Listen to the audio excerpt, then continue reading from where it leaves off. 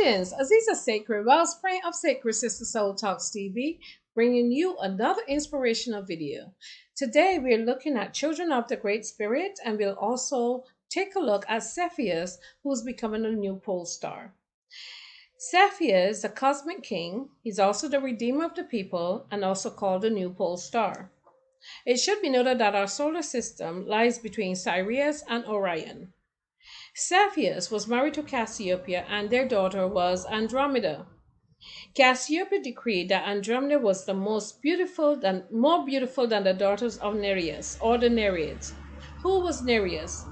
Nereus was a son of Pontius and Gaia, and father of the water nymph Nereid and Neretis. This upset Pontius, or Poseidon. As a result, he flooded the lands of Ethiopia. He sent a sea serpent called Cepheus to ravage the coast of the sea. Cepheus and Cassiopeia appealed to the oracle. The oracle advised them that they should sacrifice their daughter to Cepheus to appease the gods. They chained Andromeda to the rock, and Cepheus, as Cepheus approached. Perseus, however, jumped in and saved the day. This was our first introduction to the heroes. Cassiopeia was the daughter of Coronis and Azuzo. Perseus married Andromeda. Poseidon was upset that Cassiopeia was not punished and, as such, tied her to a chair that left her upside down for most of the year. With Cepheus becoming the pole star, this righted Cassiopeia correctly to rule with her husband. Why am I talking about Cepheus, the Cosmic Ethiopian King? Well, Cepheus is the Redeemer, the Messiah, the ruler. There are 9 planets that make up the Cepheus constellation. Cepheus brings change. Cepheus is the zodiac around the North Pole. He is one of the 7 constellations that revolve around the North Pole.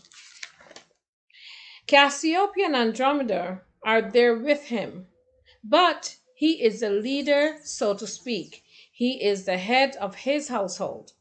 Cepheus' reign started in 1939. Remember that song, This is the Age of Aquarius? This is the great shift we've been waiting for and hearing about. This new system, new energy, replaces the current system. All things become new. We've been hearing a lot about Larry Hoover, and Larry Hoover is part of this constellation and new change. Larry Hoover is one of the Cephean kings who has incarnated here on this earth plane. There are 9 major kings, he being the leader. We are the stars. The stars lie within. We are the manifestation of the cosmos. We have the power to change anything. We have always had the power. In this age, we are being positioned to renew and reclaim our rightful place on the land. We are the indigenous people. This is the return of the X-Men. The movement of the planets herald this change. All things on this plane will be guided by this constellation. This is the Messiah or the King.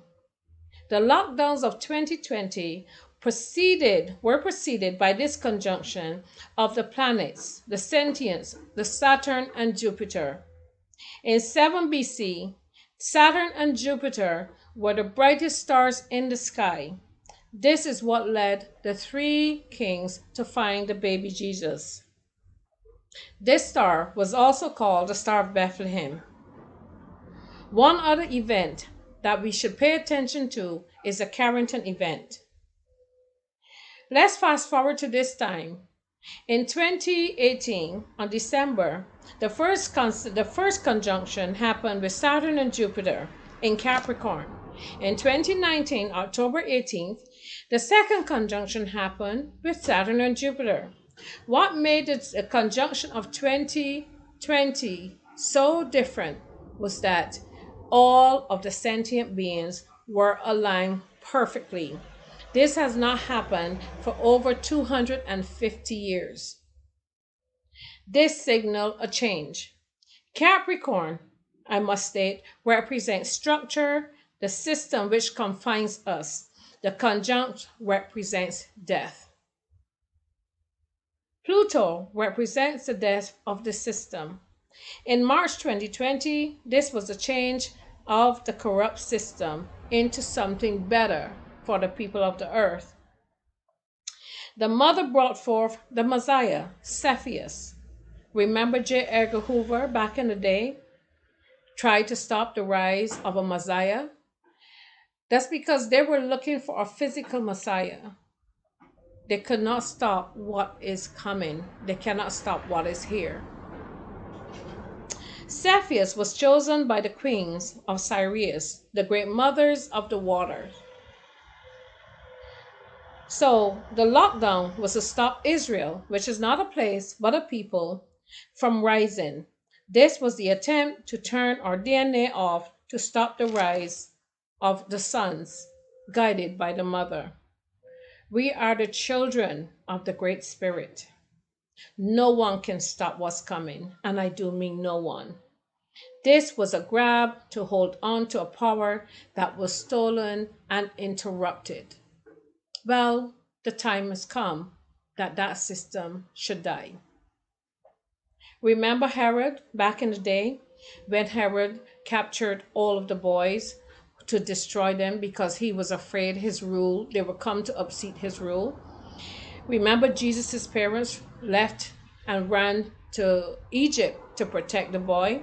But what about Moses, who was put in a basket and sent down river? Here we had Aquarius, the mother, taking care of the baby and let him, where he ended up, I should say, in Egypt and was taken care of. Right now, we have the eagle and the dragon fighting. The eagle is winning, but the dragon won't give up. This is a time for us to begin to build our community. This is our time. The eagle isn't fighting for us. The eagle is fighting to stay relevant, to matter as we come into our power. They're trying to stay alive. This big wave of energy gets stronger on February 22nd, and it changes the dynamics of everything. And I do mean everything. Everything we have gone through, every ancestral break, everything will be cleared. All of our memories will start to return to us as to why we are here.